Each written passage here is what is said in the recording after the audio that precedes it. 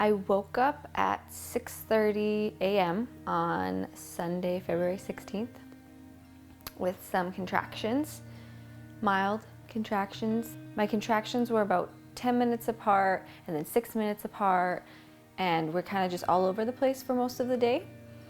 And then I feel like around 3 p.m. they started getting more consistent, 6 minutes apart, but still not 411 that the midwives had said, where you call them at 411, which would be 4 minutes apart, lasting at least a minute for an hour. So we still didn't call the midwives. We were just at home laboring. The boys were awake and playing. My sister was here with her son and helping me through contractions. And we actually had my friend Hannah come over, and she is a chiropractor. So she came and adjusted me a couple times during labor, which was super awesome. And it was just nice to get my hips back in line and my tailbone in the right spot for contractions. She also took William for a walk and played with him for a while, so that was super helpful. Thank you, Hannah. See puppy? See puppy? William, what's your mommy doing? Mommy doing? What's mommy doing? Mommy doing hi. See all good guys? And then at around 4:45, my friend Jenna came over and brought us some dinner and fed William dinner, and we put William to bed. And I just remember as we were eating dinner, it was probably 5 p.m. at this point, I had a contraction, and it was like different. It just hit me. It was like, whoa, that was a strong one. And I remember I had a mouthful of food. I was eating Vietnamese food, and my mouth was full of food, and I had to like get off the chair and go into a squat at the dinner table and get through that contraction. And that's when I realized, okay, these are getting more intense. So I had about 3 or 4 contractions like that were 5 minutes apart. And then I said to my sister, I feel really gaggy. Like I feel like I could throw up. And she was kind of thinking in her head, there's no way she's close to transition because they're just not close enough. She thought I was probably 4 centimeters dilated at this point. And she said to me, well, maybe it's because you just ate some food and so your stomach is just bothering you. And I thought, yeah, maybe. And then I don't even know the time frame. A couple minutes after that, I went to the toilet and had a contraction sitting on the toilet and needed to throw up. So they brought me a bucket, I threw up, and then I started having double contractions. So I would be having a contraction thinking, okay, this should almost be done, and then all of a sudden, whoosh, another one would come right on top of that one. So they were like 2 minutes, double contractions. And Chelsea started getting a little worried. She thought, okay, we really need to call the midwives now. Even though I still had never had the 411 formula happen, she was like, okay, this is getting intense. You just threw up. You could be transitioning. What is happening? So we called the midwives, and my midwife was actually in a birth at the time, so a different midwife answered her phone and said, was asking me questions, seeing how close I was and seeing how I was doing through contractions. And then she called me back. She said, I'll call you back. She called back and she said, you're gonna hate me saying this, but every midwife is in a birth right now. They're either out of town, there was a couple out of town, or currently delivering a baby. Apparently all the babies decided to be born on this day. So she said, and it also sounds like you're very close and that you've transitioned, so I would suggest calling an ambulance as soon as possible and getting to the hospital because there's nurses there that can help you deliver this baby. And I was planning on having a home birth.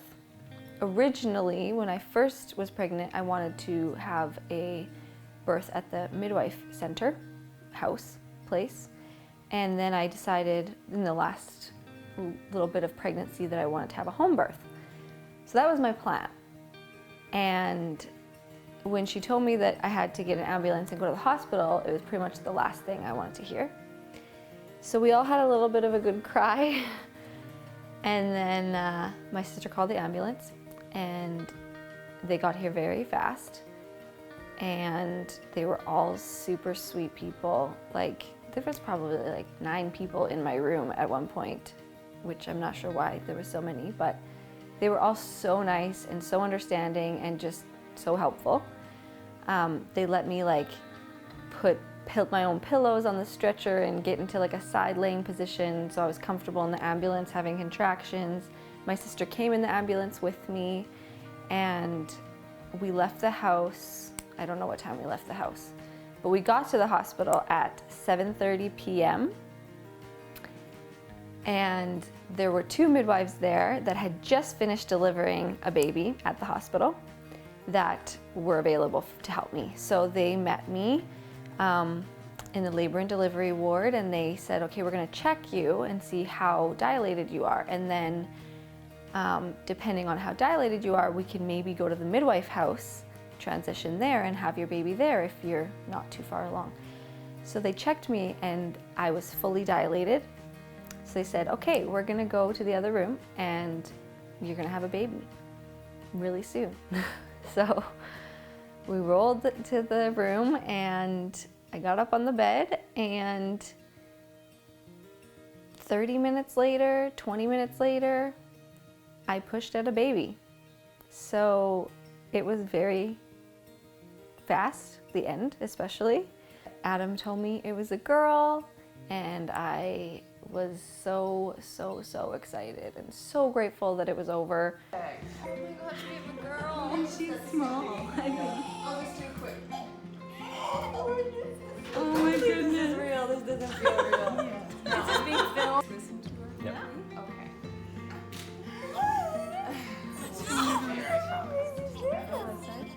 You're so little.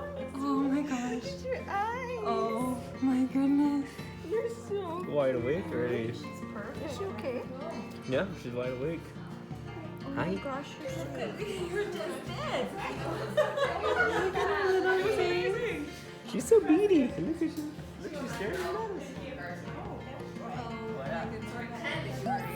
You saw first. Oh, so she's you called. puking. Is she comfortable? I can feel like I don't know how to hold hold a baby. Sure, Look at her little ears. Oh my gosh. Oh, just a sweet little baby.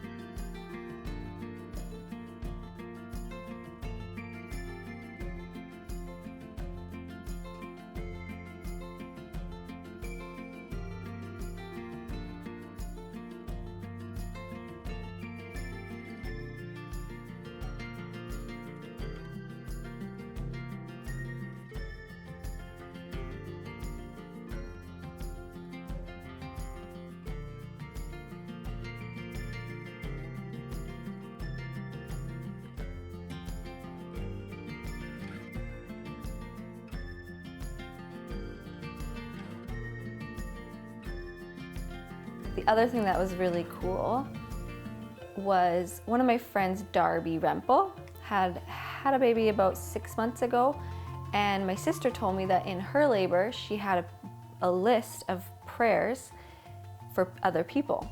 And so during contractions, especially hard contractions, she would pray for prayer requests of other people and like offer up other people in her suffering to the Lord. And I thought that was the coolest idea. So I had got a bunch of ladies to write down prayer requests in a book for me. And so when we were in the ambulance, there was this really sweet man that was helping us, and he was the ambulance guy in the ambulance with us, and his name was Jim. And my sister, as I was having each contraction, would tell me the next person to pray for. And this one time she told me someone, but in my head I couldn't stop thinking about Jim. And so I felt like the Holy Spirit was saying, pray for Jim. So I quietly prayed for Jim while I was having an awful contraction. And the cool thing was that afterwards I told Chelsea about it, and she said, I had the same thought come into my head to pray for Jim. So although this births didn't go the way that I had originally planned at all. I was just so, it ended up being so awesome and totally fine. We were home within 2 hours, and I can't help but wonder if maybe the reason for the whole thing and the ambulance and everything was so that I could pray for Jim. Like, the Lord knows, right? I'm just so grateful. I'm grateful it's over. I'm grateful for the experience. I'm grateful that I'm not pregnant anymore. And I'm especially grateful for my lovely sister who came all the way from Alberta with her toddler and left 4 kids and a husband at home for 8 days to take care of me and my family. There's literally nothing I can say or do to repay her for that. It was seriously the most amazing thing ever. So thank you, Chelsea. And I'm super grateful for my sweet little baby, Holland.